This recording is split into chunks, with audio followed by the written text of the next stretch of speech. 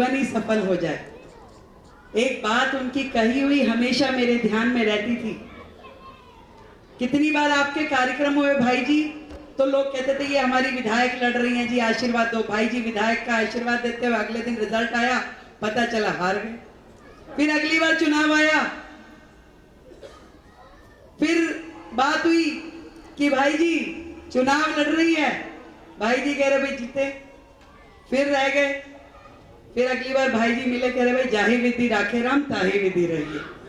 अब राम जी ने जो तय किया था, अगर मैं मेयर बन जाती तो मुख्यमंत्री थोड़ी ना बन पाती।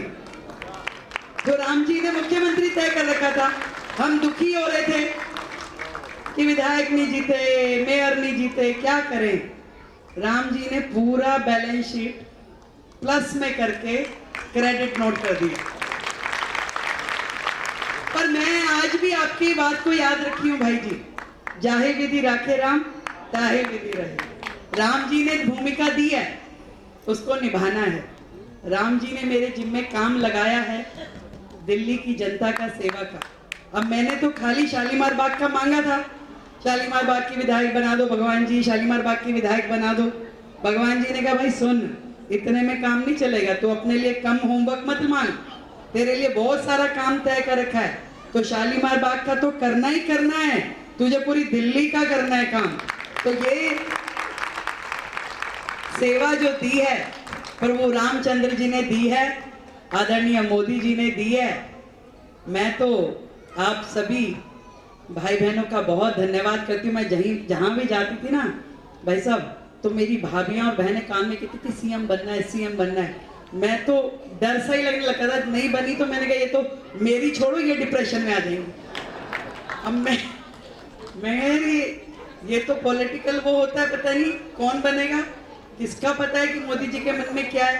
पर इन सबके मन में इतनी ज्यादा थी कि मैं किसी भी जगह जाती थी तो सीएम बनना है, सीएम बनना है, सीएम बनना है। मुझे लग रहा है प्रभु के आगे इतनी सारी अर्जियां लग गई कि प्रभु को मानना ही पड़ा इनकी।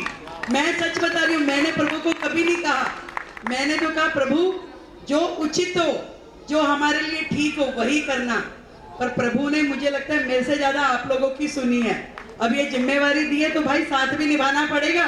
कहीं कल को नाराज हो जाओ, रेखा तो मिल नहीं रही, रेखा तो दिख नहीं रही, रेखा को तो ऐसे मत करना भाई, कहीं पता चले नाराज सा हो जाओ। आज सुबह भी घर पे हजारों लोग थे, परंतु प्रधानमंत्री जी का टाइम मिल गया तो 1-1.5 घंटा तो मैं रही सबके साथ, फिर निकलना पड़ा। और मैं देख रही हूँ यहाँ तो हजारों लोग खड़े हैं, तो मैंने हाथ जोड़ के माफी मांगी, भाई क्या करूं। तो आप सबका आशीर्वाद स्वीकार करती हूँ, अभी जाना पड़ेगा तो जाऊं क्या। तो सबने कहा जाओ। तो ऐसे मेरे परिवार के आप सभी जन जिनका आशीर्वाद हमेशा मेरे साथ रहा है, जो मेरे संघर्ष के भी साथी रहे, जो मेरे आज इस समय के भी साथी हैं, मैं जीवन भर ईश्वर के आगे यही कामना करती हूँ कि आप सबका प्रेम आशीर्वाद अपार मुझे मिलता रहे, क्योंकि इस समय तो मुझे आपके आशीर्वाद की और ढेर ज्यादा जरूरत है। और शक्ति चाहिए ना, और इतनी शक्ति चाहिए, इतनी सद्बुद्धि चाहिए ईश्वर की दी हुई, जिससे हम जो काम प्रभु ने हमारे जिम्मे लगाया उसे कर सकें। आप सबके आशीर्वाद के लिए दिल की गहराई से बहुत बहुत आभार। और आप सबकी अपेक्षाओं पे आकांक्षाओं पे खरी उतरूं, इतना ही मेरे मन में भाव है। और जीवन में ये प्रेम, ये साथ कभी छूटे ना, यही प्रभु चरणों में अर्जी है। भाई जी का एक बढ़िया सा भजन सुनने के लिए जरूर रुकूंगी। जय श्री राम।